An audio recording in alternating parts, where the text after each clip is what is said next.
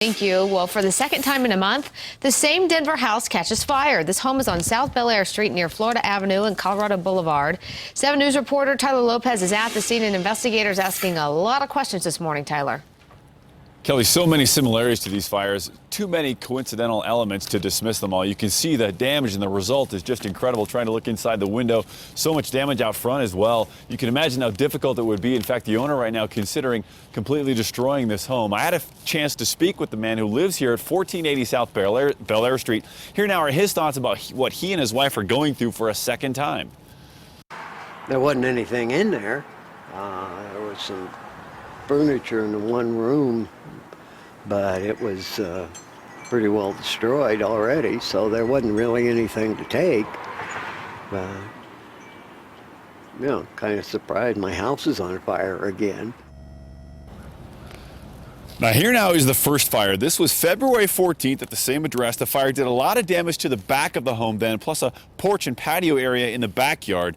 David Olmstead tells me he and his wife were able to get out, but another family member did have smoke inhalation. Now today's incident also early, before 6 a.m. The first fire was before 5 a.m. But in this case, it was two separate fires, and David tells me that's the hard part to understand. A shed in the back started to burn, then here in the front of the house too. And the fire department telling 7 News there's no evidence that the first fire could have sparked the second.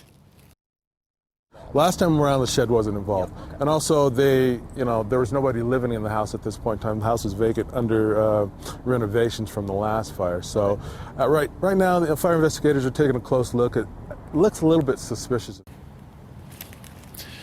A neighbor did report hearing a couple of pops this morning before the flames were visible, but there are also no obvious smells, according to the fire department, that point to the use of an accelerant. They also don't believe that a temporary electrical line that was in use today could have sparked this fire because they were still trying to renovate from the first blaze.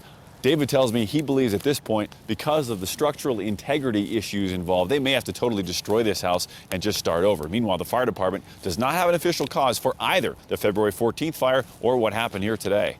Live in Denver, Tyler Lopez, 7 News.